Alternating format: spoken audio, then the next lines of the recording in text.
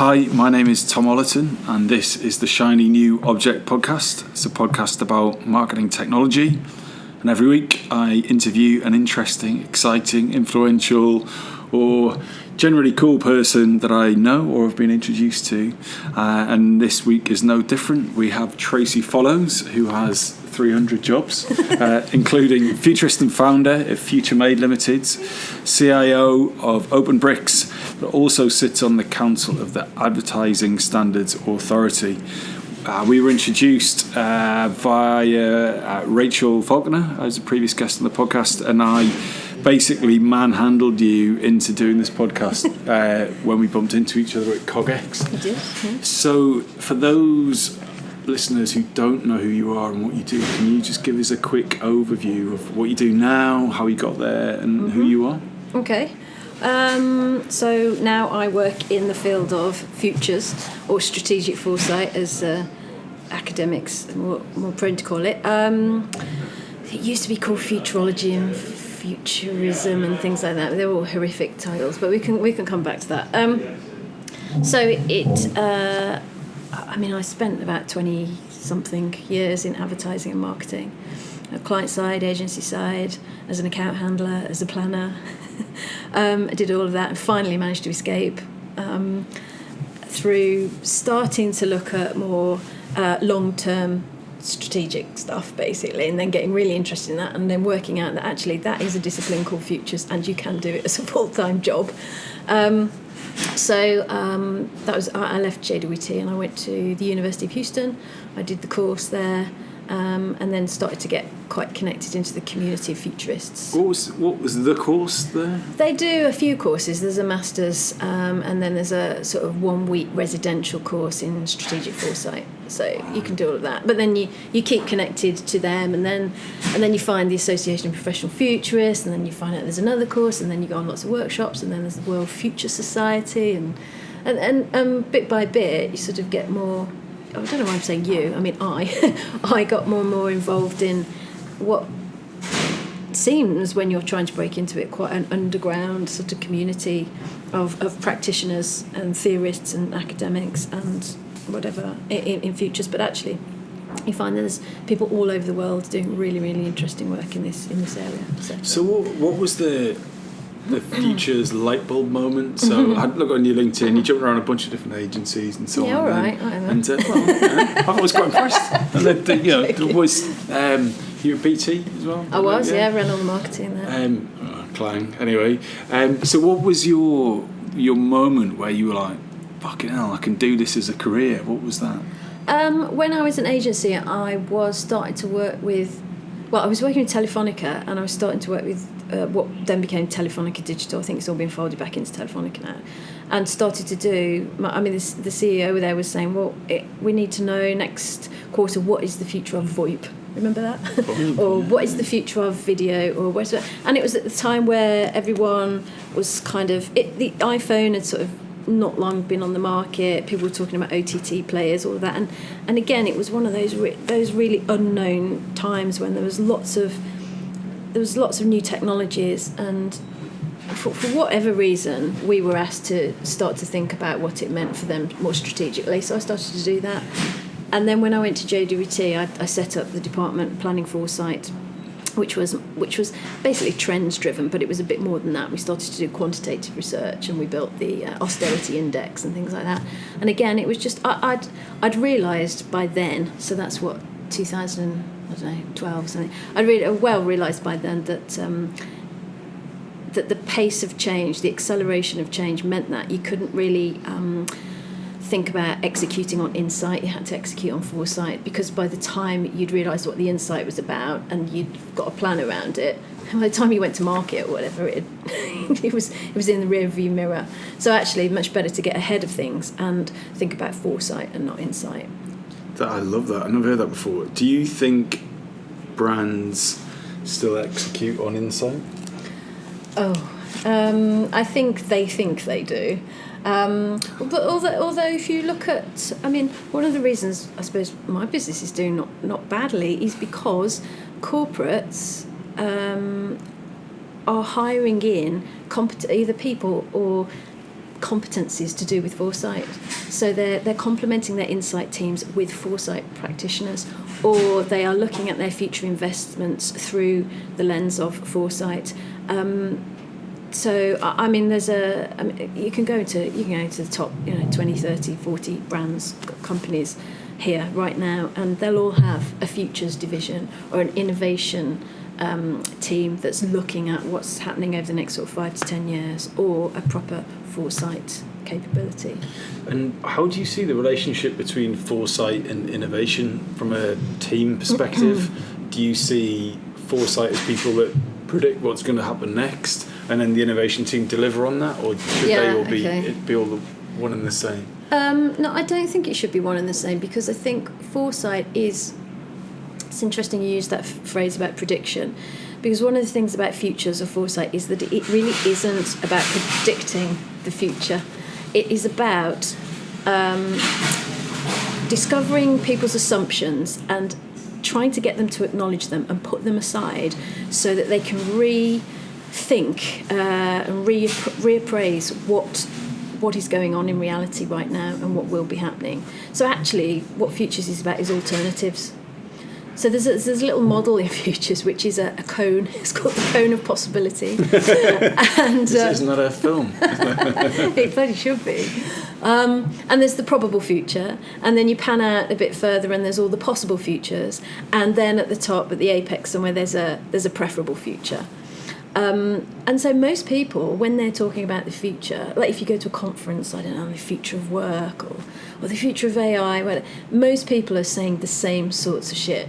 I mean, most people have in their mind's eye the same sort of future.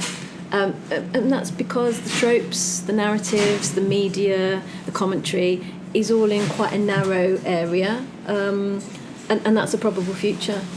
But there's lots of other possible futures that we're not really uncovering and investigating and thinking about what are the different implications of those, so that we can choose one that we think is preferable. So basically, futures is your shiny new object.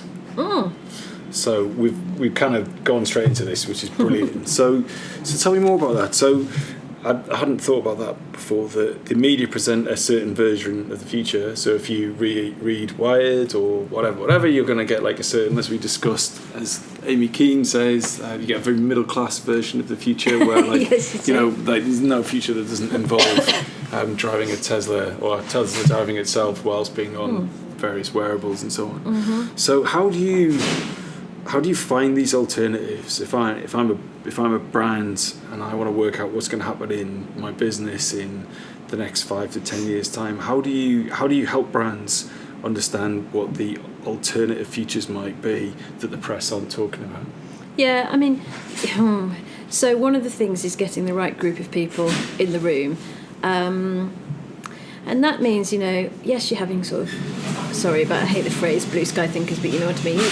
It's some quite open thinkers, but you also need some people in there who are going to be quite ratty about that, who want to pull people back and say, oh no, we tried that, it doesn't work. You need to have quite a diverse group of people, not all from the industry you're talking about.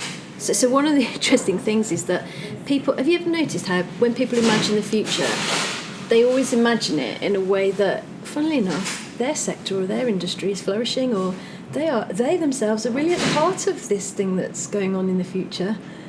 No one really ever envisages a future where their entire world's collapsed and they are out of the picture. It's just human nature. And then obviously there are tools like, you can do scenario planning where you're trying to envisage a future which is incredibly utopian or optimistic, at least, one that is pessimistic, one that is the same as now, just it's continuous, the same as now, but just a bit more into the future, and another one where everything's changed, which is really quite radically different. And the main thing that happens is when you get people in to do these sorts of things is they just can't see beyond the bounds of their own biases and assumptions and belief systems. And so it's like the most dangerous thing isn't the things you don't know. It's the things you do know that aren't really true. Give me an example. I don't know. It could be anything. It could be. I mean, people have all kinds of biases about society, about how it works, about who's in charge, about what is possible. Yeah, and you have to. The first exercise you do with people when you're in the room doing something like, you need to get those out in the open, and people need to put them aside, because you won't be able to kind of get through to a future where, I mean, one of the things is that, unless an idea about the future sounds ridiculous, it isn't really very useful. Okay, go on, explain. Well, because it's not really challenging your assumptions, is it?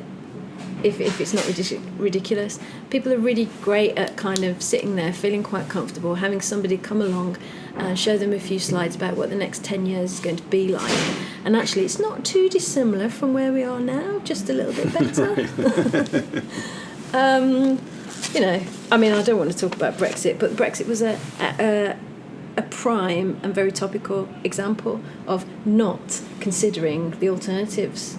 I'm talking about the government, obviously. Just it was so obvious to a whole strata of people that that's the way the world worked, and obviously that made sense. That the alternative version wasn't really countenanced and certainly wasn't planned for. And so your role is to make people feel uncomfortable, give them ridiculous ideas, and then what's the kind of output of your work at Futuremade?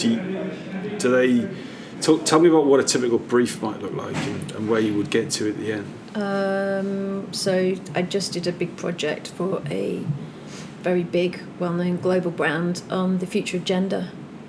So we were looking at how gender fluidity and sort of new generations might socialise, and how that might affect where they socialise, what they drink and where they go and what they do. And it uncovered a whole new world of sort of dating, getting to know people, socialising. But also I can't go through them now, but there were lots of other insights about that. And then what we could do is sort of predict out or forecast some sort of alternative ways about what would need to be in place, what are the right sort of social spaces for people in the next sort of 10 to 20 years, given that actually culturally it's not really any longer about hyperbolic feminine sort of performances and hyperbolic masculine performances, that there's a new culture emerging which is much more gender fluid, and it's much more about appreciating and understanding and getting to know an individual and what they are about. So I was walking through Liverpool Street Station on the way to meet you today, and there was a big digital out-of-home advertisement for the local pub. Have you seen that? And it's like, the soul of British culture, and it looked awful. It was like, I don't know, I'm too old. But of you course... say that, you just had a beer. Well, yeah, that's true. I just wanted to note that. Yeah, thanks for making me sound mega professional. At least it's just been one this time around. Me and Craig Hepburn had too many before we started talking to each other, but we survived. So obviously you can't share the top line results of that research, but is there anything that during that research that really surprised you, for someone who's constantly looking for surprises? I don't know. What's there? I tell you what always surprises me is the way in which people react to some of the findings, though.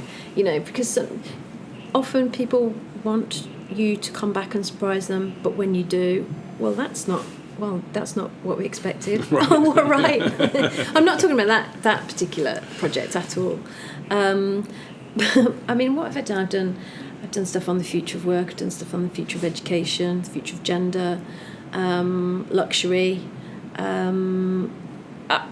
It depends. It depends who's commissioned it and why. That is another thing about futures, actually. You have to frame the project properly, and you have to really understand the stakeholders and what they're trying to get out of it.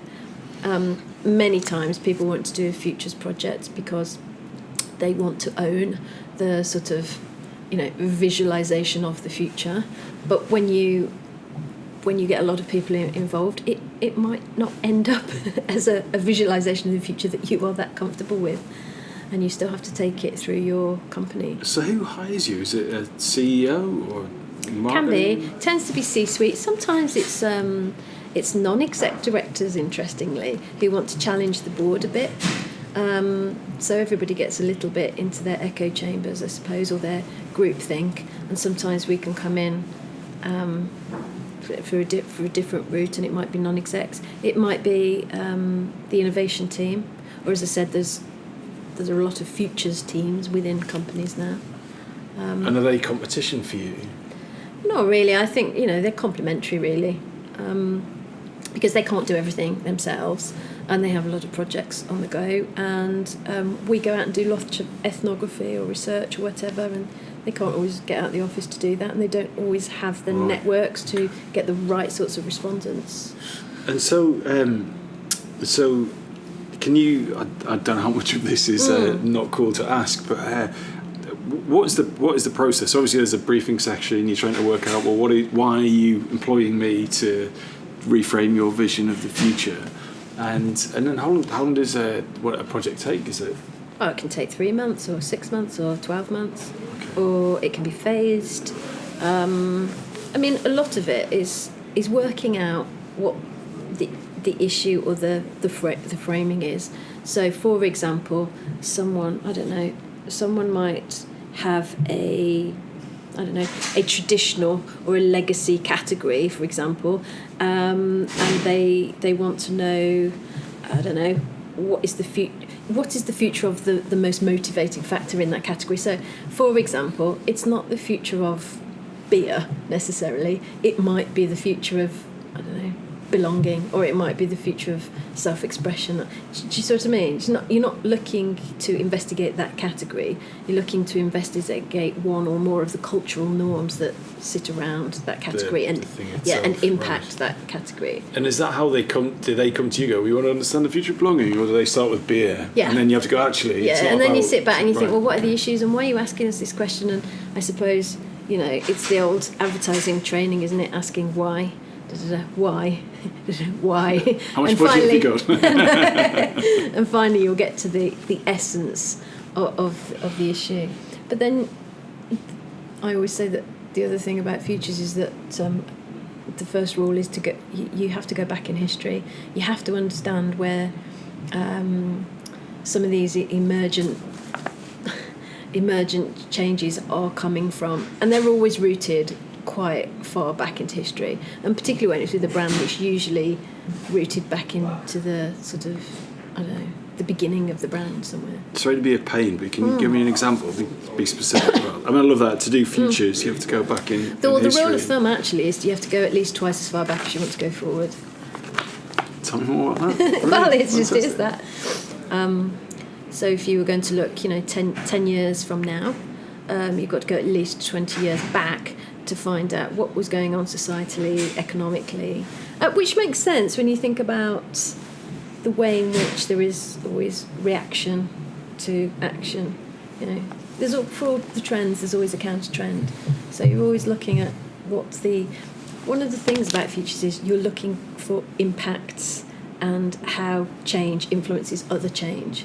So you do something called implications analysis and things like that. So if this were to happen, what would happen then? Okay, and then you're going off in two different... So if that were to happen, but then that were to happen, what would happen then? And you're drawing out these sort of mind maps that get larger and larger and larger and larger with implications that stretch out into lots of other disciplines and areas.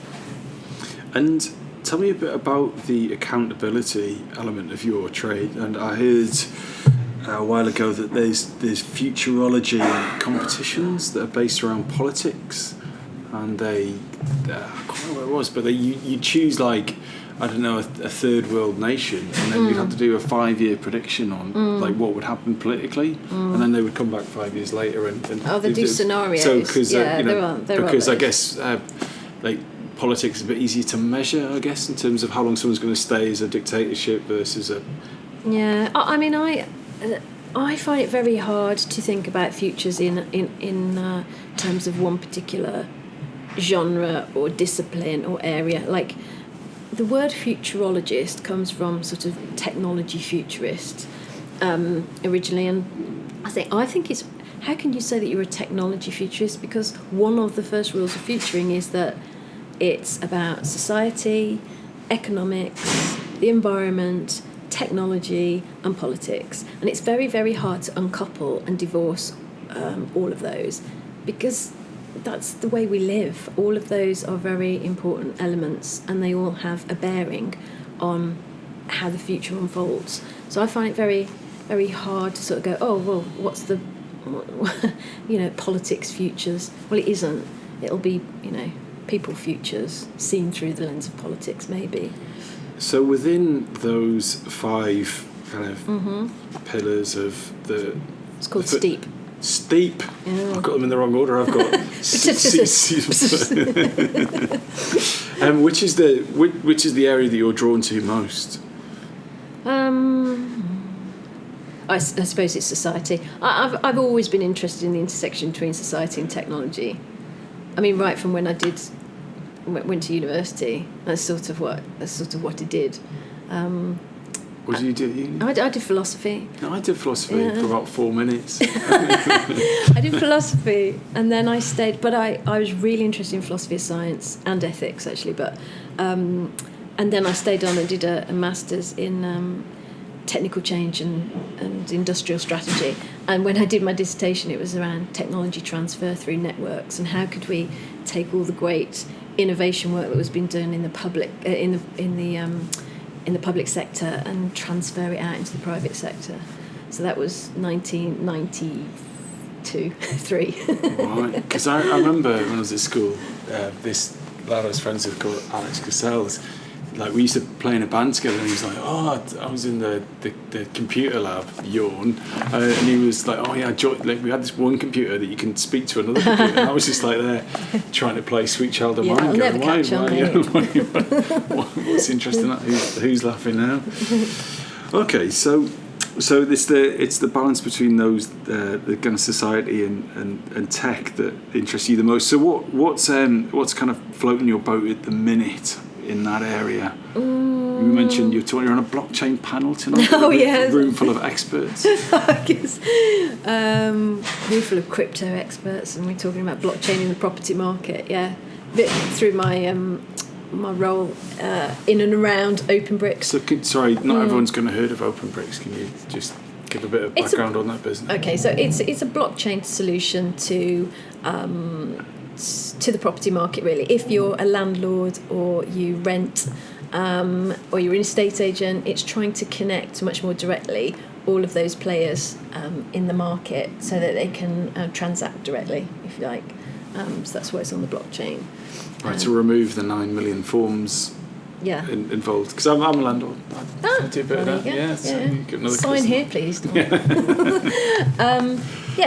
it's interesting, actually, when you think about that, because when we first had the internet, and then you get the rise of all the sort of digital disruptors, you get a lot of aggregators, don't you, like Rightmove, etc. And they sort of funnily enough, like ironically, they've centralised a lot of the process, in this case in the property market, and actually now with the potential for blockchain to come along and sort of say, actually no, we can sort of decentralise this and allow the whole network to trade, connect, and sort of transact directly with each other. Then you don't need aggregators. So give me a very specific example of how that might work. That like I own a property and that is registered on a blockchain as like whatever, like an event, and then I sell that property to you, and then that's it. We just I suppose there's a bit more. There's a few more mini transactions in between, aren't there? But one of the things is you would be able to, for example, see somebody's history, I guess, of paying rent, or you can see how trustworthy you are. And if you're a landlord, if you're not a dodgy landlord, if you're a very clean living, good landlord who's kind to his tenants, then that would sort of be recorded somehow within those transactions. So it's early days, because I think it's quite quite a new area. But like when you were talking to Mary about, media on the blockchain, anywhere there is a transaction or a trade, I think it's interesting to look at what is the alternative version on the blockchain. I mean, I don't think it's any surprise that even Mark Zuckerberg's saying now, can we put Facebook on the blockchain? I wonder. And as PR would have it, he's put his best engineers on it, so we'll wait and see. Oh, flipping heck. In fairness, I've missed that, but I just had a baby, so I haven't been around. Is it on the blockchain? It's not on anything. It hasn't got a name yet. Well, that's what you're going to call it. Yeah. No, right. I'm not going to get into that. Right. Okay. Let's have some getting to know you questions. We've done this the wrong way around. Okay. What is the marketing book you recommended the most? Oh God, do I have to? I try not to recommend marketing books. Have you read any? Yeah, I've read loads. I've written one, mate. You've written one? Come on, tell me, what's the book?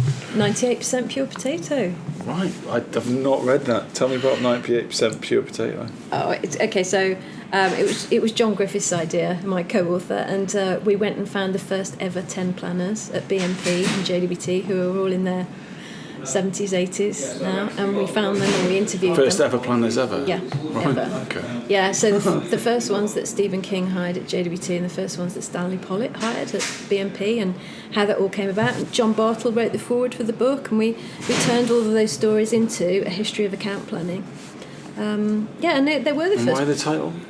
Because, I don't know, we were a bit drunk. It was, no, 98% Pure Potato is a proposition, which is what a planner writes on a creative brief, and it was a proposition from a Smash commercial. Oh, that is actually a proposition. Yeah, right, yeah, nice. And the Smash Martians. You have to read the book. Yeah, I know the Martians. Yeah, with the little Martians. disc bases. I mean, that's how planning came about at BNP. It's a long story, but it's because the brand belonged to Cadbury's then. And there was an ad made and it bombed, and that could never happen again. Anyway, so we wrote that book and we published it through Unbound, and it's since 1968, so it's 50 years of planning this year. Okay. It's quite a special year. And so why is the process of writing a marketing book made you hate other marketing books, or what is it like? Maybe hate all books. No, it only took us 4 years. No, I just think, I think it's that whole thing about try to get to understand people rather than, the purchasers of your product, first and foremost. If I had to recommend one, I mean, I think Anatomy of a Humbug is obviously brilliant by Paul Feldwick. And tell me about that book. He's trying to investigate what's the model or models of advertising, and I think there are 7 models of advertising. So it's a very good navigation of how does advertising work. It doesn't all work the same way, and recognising what sort of problem you've got, and therefore what sort of solution might be worth considering. There are lots of other things. If you're completely down on marketing books, slightly different question. What's the most useful thing you've bought with your own money that you have used for work? So not like you've expensed a fancy suitcase or something like that, but you've gone, right, I bought that thing and I couldn't possibly work without it. I interviewed Dave Burse, and he said the best thing he ever bought with his own money was like a suit jacket. It made people take him more seriously as a creative. Oh, I see. Right. Gosh, I don't know. Or do you just expense everything? Fair enough. I can't do that anymore, I'll let your subconscious deal with that one. Okay, so what has been your biggest work failure that has set you up for success? Oh, God. I went through a period of quite a few years in ad agencies towards the end of my career where I was just completely... Well, I look back on it now, I think how unhappy I was, because I just couldn't get to grips. I felt like no one around me had any integrity. The work was all generic. It just hideous politics. And the height of that, perhaps, was when I was at JWT, which was just was just an awful experience. I felt, but I went on a course called X Factor, whereas I am a lover of karaoke actually. But What's your song? There was no anything. No, come on, man. Everyone's got a song. Don't give me that. We're like 6 points in somewhere horrendous, and we're doing karaoke. What would you reach for? Oh God! Oh no, I can't. Because people who know me who go to karaoke room and say, "Don't give me that." I'm gonna leave a really awkward tension here while you answer this question. I'm Bill Withers. Ain't No Sunshine. That's my. It's got like 3 notes in it, so you just plough through. All right, I'll tell you. I used to sing Alicia Keys' "New York." Right. Wow. That's. I didn't say I sang it well. Right. Okay. Yes. There's quite a bit of reach. So JWC. Oh yeah. So and I went on this course, and it was run by Charlotte Beers, and there was one woman it was a female leadership course, and there was one woman from every major agency within the WPP network who would go worldwide. So I was very lucky actually. Guy Murphy put me forward for it. I'll always be grateful for that. And he sent me on this course, and it was a week in the Hamptons, and then you come back, and then you do some work, and then you go back to the States, and it's a week at Charlotte Beers' house. Now, I don't want to say too much about it in case there are still people doing it, but I will say that the first week is literally, 12 women together crying all the time. Because they really put you through the ringer, and you really have to look at yourself. And what you're about. Why do they make everyone cry? Come on. Well, for anybody who wants to know... Pull back the curtain. I want to hear a little bit I don't need to, because luckily there's a marketing book on this. Charlotte Beers wrote a book called I'd Rather Be in Charge, which is her own mantra. All things considered, I'd rather be in charge. So she is the right person to be running this course. And what it does is it sort of asks you've got to break down I suppose this actually echoes of what we were talking about at the beginning. You've got to break down a lot of your assumptions and stories and biases about why you're living the life you are, why you're where you are, what you're like, and really unpack it and deconstruct it all.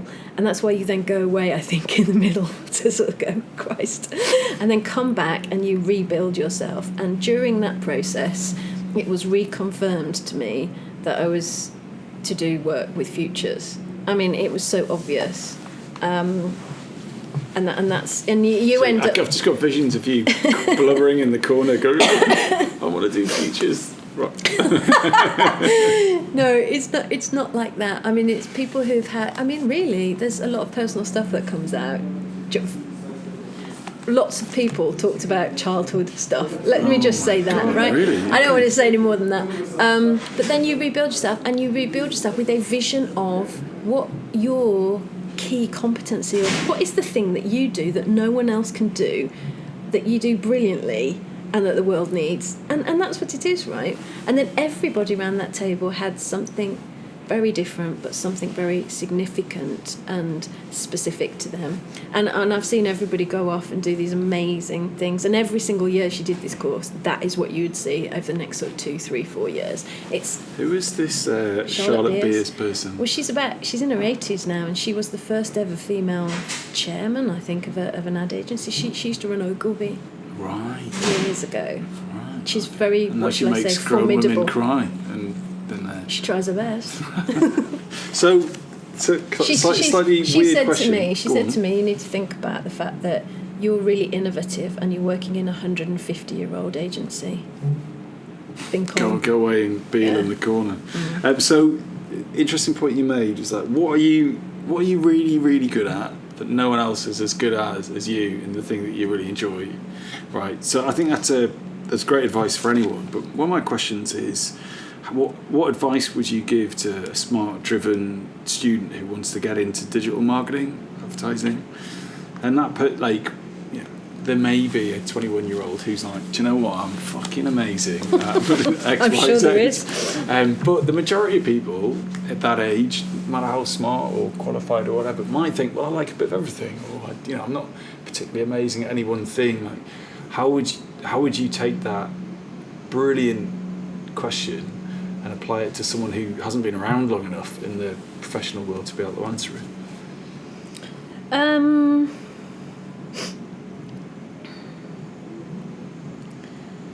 I think they've got to have an original idea. I think. Why is it that you want? Why is it that you want to go in digital marketing? You know, why? I mean, what? I suppose in a way I'd ask them to do the bit of futuring on themselves, to think about in 30 years' time, envision where they are, what they're doing, what is of value to them, what is their life like, all of that, and then use that to drive the sort of initiatives, the decisions they make over the next 6 to 12 months. Isn't that just going, where do you see yourself in 5 years' time? No, because it's not 5 years' time. 30 years. Because 5 years' time, I mean, this is one of my things, like, if you've got 5-year plans, stick it in the bin right now. 5 years is useless to anyone. It's not far enough in terms of vision, and it's too far in terms of being able to take action. You've got to have the long-term future plus the very near future, and those two time horizons toggle. You've got to toggle between the two of those. Forget the sort of flabby middle in between. I've never had anybody sort of come and say, I really want to be in digital marketing, or I really want to be in advertising. They tend to say, I really want to do something creative, or I really want to do what so-and-so's done. So, I don't know. I think I would definitely have to say, what do you mean by digital marketing? Why would have you ever had anyone come to you and say, I really want to get into digital marketing? Yes. Yeah, my nephew. And what did you say to him? I said, come work for me, he's a free intern. So I've gone work, he's working 24 hours a day for nothing. No, he said absolutely that. And so I was like, well, what is it you want to do? And he's a creative lad, and he works in video, and he's a self-starter, so I'm having conversations on his behalf, and he's doing some bits for me. I'm paying him. Yeah, I think so. Remarkably well, actually. But the thing that's changed between my generation and that generation is that we went through education and were trained to a certain extent, to do a job, or to leave university and go into a job. And this generation they should be trained to carry out their mission. So I would be saying to somebody, what is your mission? And that's why I'm saying to you, in 20 to 30 years, where do you know, how do you envision your life being lived? Because that will sort of flesh out what is their mission in life, and then you find the job that will allow you to carry that mission. What's your mission? I guess it's to get people to think differently about the things that they think are obvious or set in stone or are their reality. So why do you care about that so much? I don't know. It's really odd, isn't it? I'm futuring you. Why do you care about that? I've never really thought that, but now you're asking me the question. I don't like groupthink, and it might be because I was bullied quite badly at school, and I think something about that has stayed with me. You know, the mob, the group who all think the same, the group who can't see the alternative, and maybe it's something. Maybe it's something to do with that. I mean, that whole thing about people having blind spots, to enable people to sort of clear the way and put those aside, and see alternatives. I love it when somebody says to me, if I'm doing a big presentation or something like that, I never saw it that way. You've made me think about that completely differently. I suppose that's the best thing that someone could say. So my old role was as an innovation director, and I found the easiest thing to do was to inspire people. It makes me sound like, so easy just to inspire people. Mm-hmm. But no, to get people to go, fucking hell, wow, that's so interesting. Wow, I never thought about it like that. But then, that was relatively straightforward. But then to get them to make a plan, to actually do something different, very hard. Yes, and then to actually do it, never, probably... That's my job. I wouldn't tell my boss this, but it probably never actually happened. Got to actually get anyone to do anything differently. No, because, and the reason for that is because people like the comfort zone. They like the status quo. They can give you all this talk about how they want to change things, but actually doing it, and And a lot of futuring is around change management. It's around getting people to set aside their biases and sort of just drive a truck through those so that change can happen. So, left field question here. Yeah. If you had a digital media budget of £10 million Oh God. and you could get any message out there, what would it be?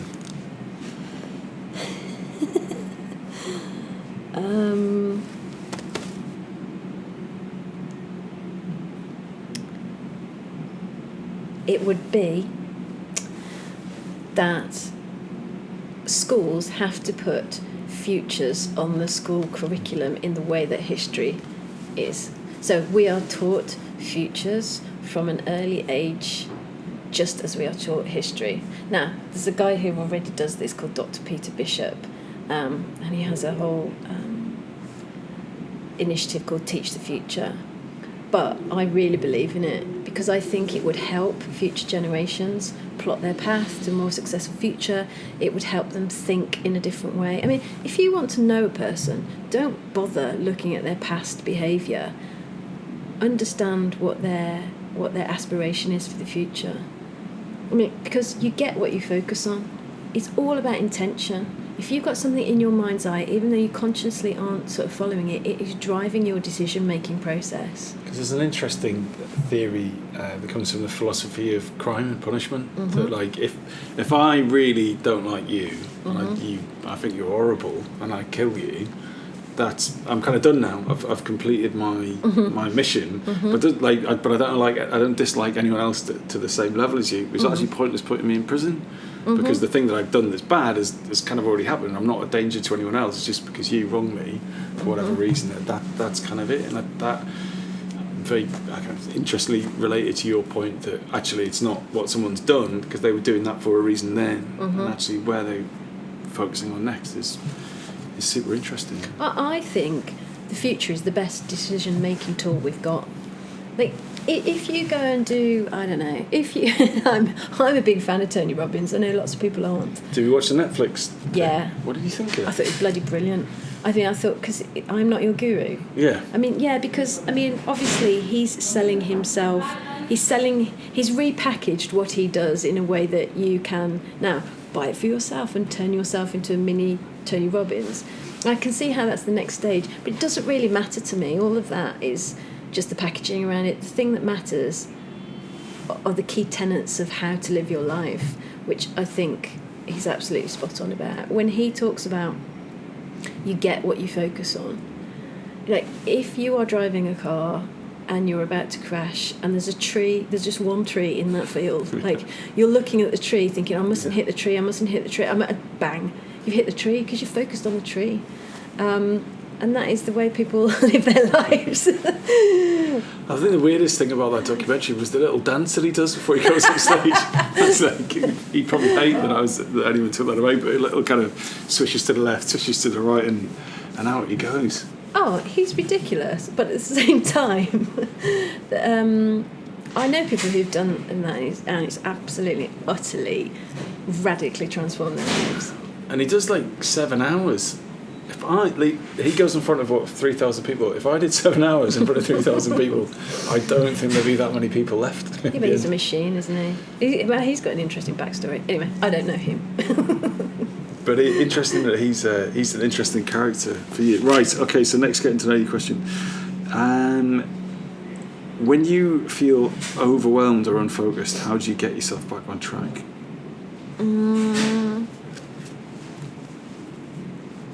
So the thing with me, I've noticed, I think, over many years is I'm quite resilient. I am quite resilient, and I can keep going, and I work really hard, and I'm really conscientious, and I won't leave it until it's finished. Like I have to see something through, but partly because of that, I can get quite tired. And I've often, when I've felt overwhelmed, it's just sheer tiredness. And then I've walked away from something, and I've learned that actually when you feel like that, rest, don't walk away. Yeah. You know, when you just think, I just can't do this anymore. This is utterly ridiculous. Actually, don't give up. Not that it's giving up. You're just sort of walking away from it, but actually rest, recuperate. So how do you rest and recuperate? What's your process? I have to force myself to rest and recuperate. I have to go and have a week where I'm not really doing anything and I have to sleep. It sounds ridiculous because it's like it's 101 sort of, maintenance for yourself to sleep. But I find I read all the time. I'm off doing things. I'm interested in everything. I want to travel all the time. Or I want to go. I'll hardly ever say no to things. Like, will you come and speak at this? Or you want to do it? I think, yeah, I'll meet some really interesting people there. I find it really quite hard to stop and to rest. And when I get overwhelmed, it's because I haven't stopped and I haven't rested. And so instead of just going, I'm not doing this anymore. I mean, I have resigned from 3 jobs where I've done that. Maybe I should have. Well, no. I mean, I was just going to say maybe I should have rested, but actually I shouldn't have. They were shit. I should have walked away, and I did. So it's kind of boom and bust you to go like because I thought you were going to say, well, you should go and have a cup of tea. I'll take a week off. I felt like that today. Like, I should take a week off. So, and ironically, one of the questions is like, what have you become good at saying no to in the last 5 years? And like nothing by the sound of things. Do you know what? I do say no to people I don't like. Like, I'm not interested in whether anyone likes me anymore. I was working for somebody not that long ago who I didn't like and I didn't trust. But, you have to work with them. And I've had this quite a few times in my career. And what I realised, again, it's just with age and experience, I realised it's not important what you think of me. It's important what I think of you. And the minute I sort of switched that round in my head, everything, you can cope with anything then. It's like, it's what I think of you that matters. I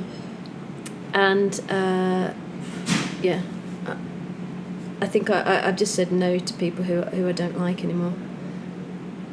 That's so interesting, that switch of it's not important what you think of me, it's what I think of you. And it ties in with John Williams. He was like ex-CCO of Grey. I thought you were going to say the composer. No, I'm sure he gets mistaken all the time. And anyway, he has this really interesting business where he kind of outsources thinking to different people, and the Liberty Guild, and he says he only hires or works with post-ego people, and I really love that as a concept, and I like. Hopefully, I'm post-ego. Sometimes not so sure, but I think that sentence almost kind of flips it.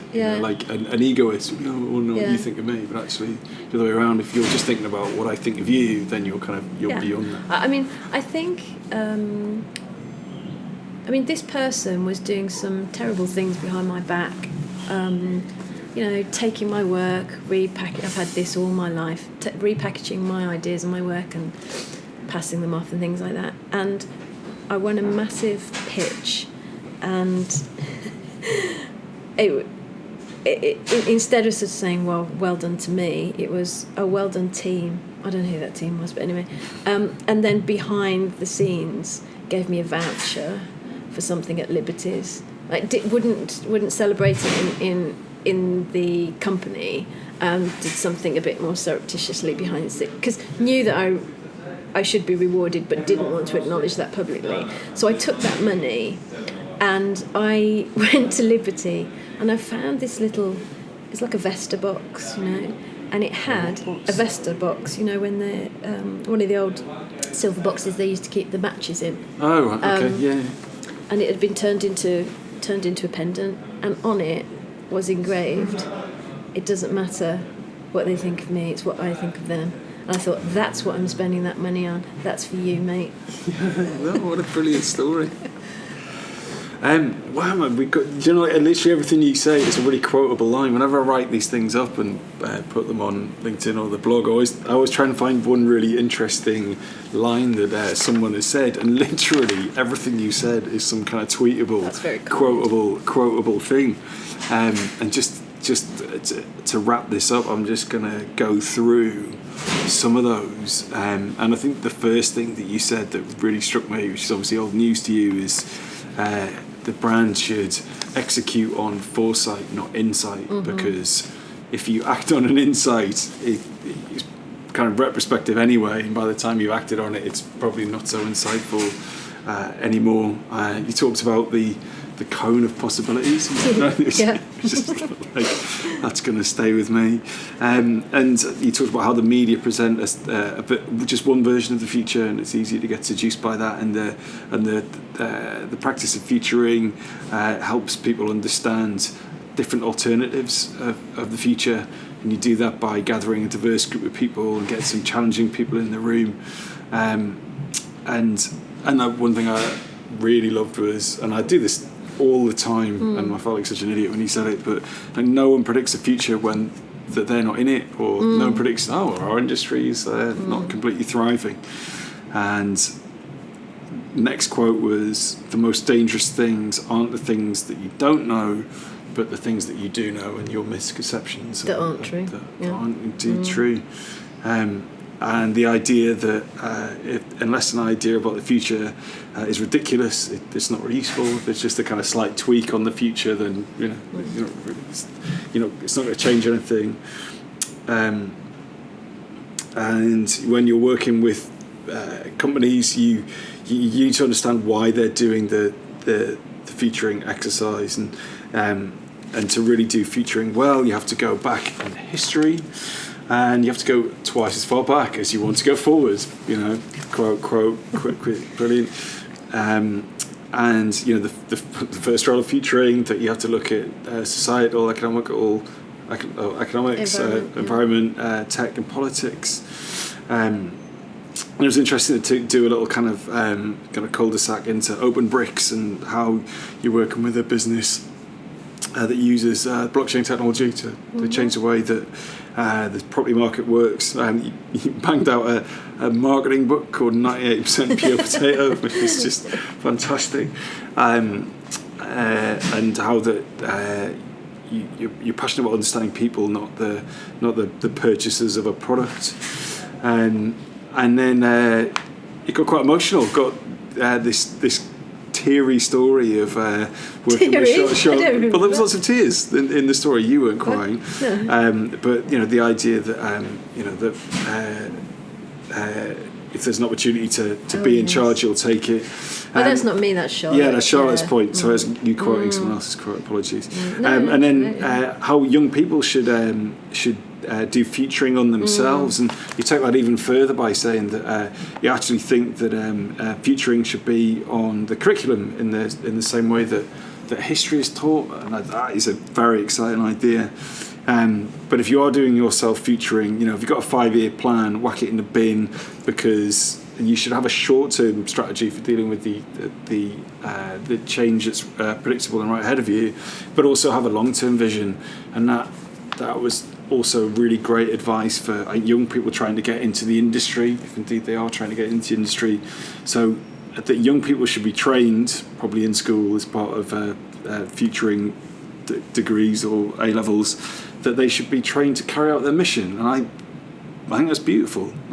Help young people understand what their mission is over a long 30 years, and then is this job or is this industry going to help you realise that vision? I think that's so succinct. And we kind of talked a bit about Tony Robbins, but the thing that I'm really going to take away and beautifully evidenced by that kind of Liberty pitch story is that it's not important what you think of me.